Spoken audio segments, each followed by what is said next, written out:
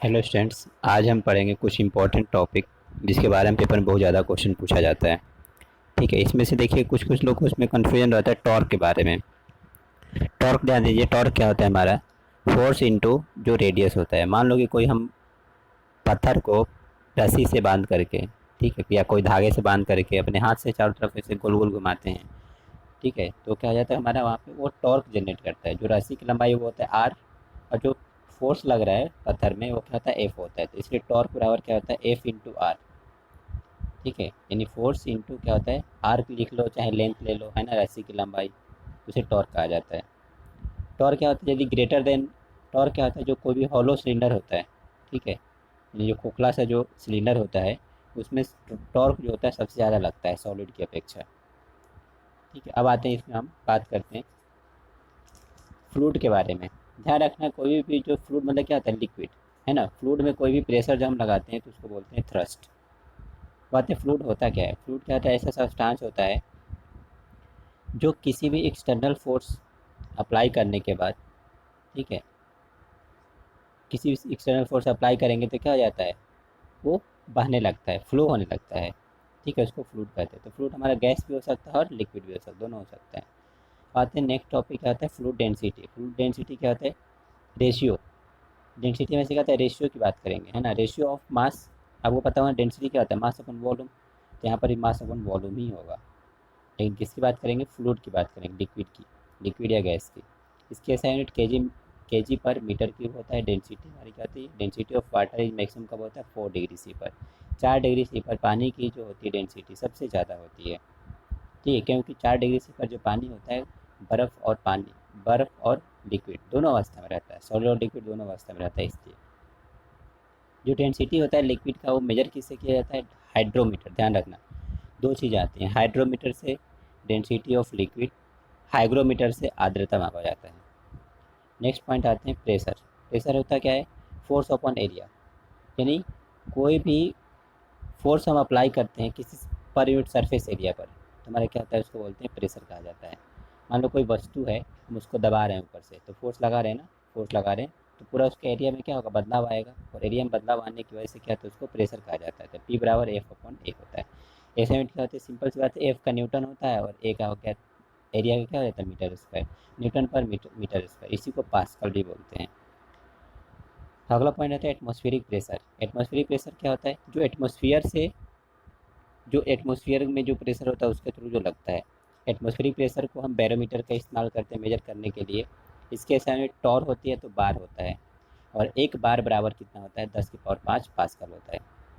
एक चीज़ और ध्यान रखना यही एटमॉस्फेरिक प्रेशर में एक पॉइंट पूछा जाता है कि जैसे मान लो कि हाइट बढ़ रही, ठीक है, तो एटमॉस्फेरिक प्रेशर होता है डिक्रीज करता है ना, विथ एल्टीट्यूड, यानी एल्टीट्यूड के साथ साथ वो क्या होगा डिक्रीज होगा, यानी जैसे जैसे हम ऊंचाई पर जाएंगे वैसे वैसे हमारी क्या हो जाएगी प्रेशर क्या हो जाता है कम हो जाता है। वही सेम अब आते हैं, देखा होगा आपने बैरोमीटर का। बैरोमीटर हमारा क्या करता है एटमॉस्फेरिक प्रेशर को मेजर करता है। तो बैरोमीटर एक डिवाइस होता है। तो बैरोमीटर यदि अचानक गिरता है तो तूफान आता है।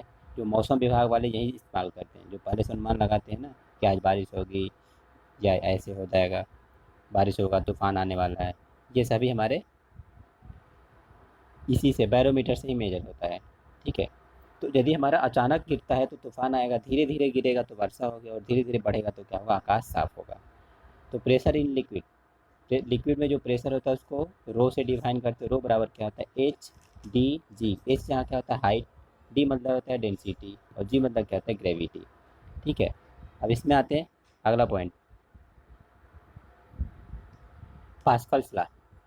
आपको पता होगा प्रेशर के बारे में पास्कल ने अपने नियम दिए थे, है ना। पास्कल क्या बताए थे कि जो प्रेशर होता है किसी भी जगह पर एक्सर्टेड हो सकता है, ठीक है, किसी भी पॉइंट पर लग सकता है प्रेशर, और सभी किसी कहीं भी प्रेशर हम लगाते हैं तो बराबर पार्ट में डिवाइड होता है। ठीक है, चारों तरफ बराबर पार्ट में डिवाइड होगा, फोर्स हमेशा बराबर साइड में लगेगा चारों तरफ। इस कुछ पास्कल्स के नियम पे कुछ सिद्धांत पे कोई काम करता है ना, कुछ डिवाइस होती है पेपर में पूछा जाता है। हाइड्रोलिक लिफ्ट हो गया पास्कल के सिद्धांत पे काम करता है। हाइड्रोलिक प्रेस, हाइड्रोलिक ब्रेक जो गाड़ियों में लगा रहता है ना, और ये सभी क्या होते हैं पास्कल के सिद्धांत पे काम करते हैं। अब आते हैं अगला टॉपिक ब्योंसी।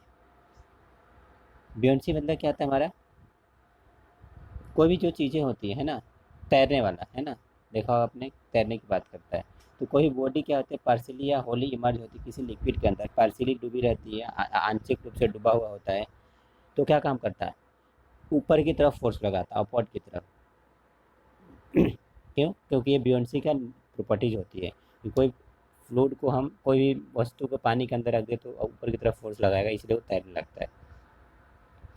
बियॉन्ड फोर्स जो होता है लिक्विड के वेट के बराबर लगता है, और जितना लिक्विड का वेट होगा उतना ही वो पानी को डिस्प्लेस करता है।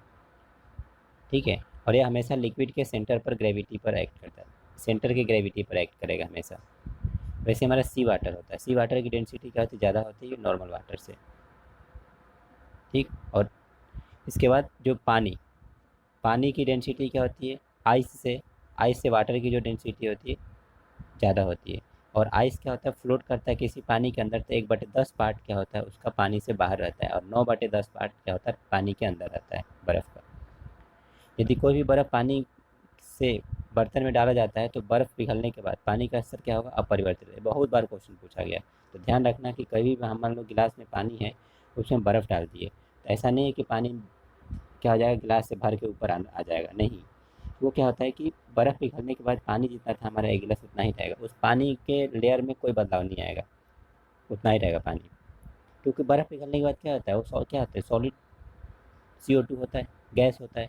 उसका काम क्या होता है, बस वो पानी को केवल ठंडा कर देगा, बस। अब आते हैं इसी के बेसिस पर आर्किमिडीज एक हमारे साइंटिस्ट से जिन्होंने एक अपना प्रिंसिपल दिया था कि जब कोई भी बॉडी क्या होता है पार्शियली या कम्प्लीटली इमर्ज हो जाता है। ये दिया था कि जब कोई बॉडी पार्शियली या कम्प्लीटली इमर्ज हो जाता है किसी लिक्विड के अंदर, तो कुछ वेट क्या होता है अपना लॉस करता है। इसी के बेसिस पर लॉ ऑफ रोटेशन आया, तैरने का जो सिद्धांत था। जब कोई बॉडी कहीं भी तैरने लगती है, किसी लिक्विड में तैरती है, तो अब जिस बॉडी का जितना वेट होता है, अपने बराबर वेट क्या करती है, उतना ही पानी को क्या करती है, डिस्प्लेस करती है, यानी वैसे उतना ही पानी को बाहर करती है। देखो ना, कभी हम तैरते हैं तो क्या करते हैं, हाथ से ऐसे मारते हैं, तो इसका मतलब क्या होगा, जो पानी है पानी उतना ही डिस्प्लेस करते हैं, जिसकी वजह से हम आगे बढ़ते जाते हैं तैरने में। इसी में ध्यान रखना, यहाँ पर नीचे दिया होगा थोड़ा सा पॉइंट है मेन। बियॉन्ड जो फोर्स होता है वेट के बराबर होता है, यानी क्या होगा, ऑब्जेक्ट फ्लोट करेगा, तैरेगा। यदि बियॉन्ड फोर्स ग्रेटर देन होगा, वेट से ज़्यादा हो जाएगा, तो ऑब्जेक्ट क्या हो जाएगा, ऊपर की तरफ मूव करेगा। यदि बियॉन्ड फोर्स वेट से कम हो जाएगा तो ऑब्जेक्ट क्या हो जाएगा, नीचे की तरफ, यानी वो डूबने लगेगा। ये सेम चीज़ हमारे पास आती है सी में, है ना। सी वाटर में 8/9 पार्ट जो होता है iceberg is some emerge and 1/9 part of outside the water during the floating के टाइम में समुद्र के पानी में 8/9 भाग जो होता है अंदर की तरफ होता है, 1/9 भाग क्या होता है पानी से बाहर होता है। अगला पॉइंट आता है surface tension. Surface tension important part है। सरफेस टेंशन का मतलब क्या हो गया, यानी फोर्स अपॉन लेंथ, यानी कोई भी किसी भी लेंथ पर फोर्स लग रहा है, यानी मान लो कि कोई रबड़ है उसको हम खींच रहे हैं, तो क्या होगा, सरफेस टेंशन बढ़ रहा है ना, उस पर टेंशन आ रहा है, उसकी लेंथ में बदलाव आ रहा है। तो प्रॉपर्टीज होती है किसी लिक्विड का by the virtue of its time the minimize it the free surface area, it's called as surface tension, यानी फ्री सरफेस एरिया को मिनिमाइज करने के लिए। तो सरफेस टेंशन बराबर क्या होता है, 1/L होता है, इसीलिए सरफेस टेंशन F/L होता है। ऐसे न्यूटन पर मीटर, ऐसे ध्यान रखना, फिजिक्स में जरूर पूछा जाता है। अब कुछ पॉइंट सरफेस टेंशन से पूछ जाते हैं। फैक्ट, वर्षा की बूंदें जो गोलाकार होती है, गोल होती है, पृष्ठ तनाव के कारण ही होती है, सरफेस टेंशन से ही होती है। किसी द्रव का पृष्ठ तनाव शून्य हो जाता है, यानी क्या होगा, उस क्रिटिकल टेम्परेचर पर कोई भी वस्तु क्रिटिकल टेम्परेचर पर पहुँच गया, वहाँ पर क्या होगा, पृष्ठ तनाव शून्य हो जाता है। क्रिटिकल टेम्परेचर का मतलब हो जाता है जो गैस होता है वो लिक्विड में बदल जाता है, उसको क्रिटिकल टेम्परेचर बोलते हैं। ताप जैसे जैसे बढ़ाते हैं वैसे पृष्ठ तनाव क्या होता है, कम होता है, क्योंकि कोहेसिव जो फोर्स लगता है इसकी वजह से।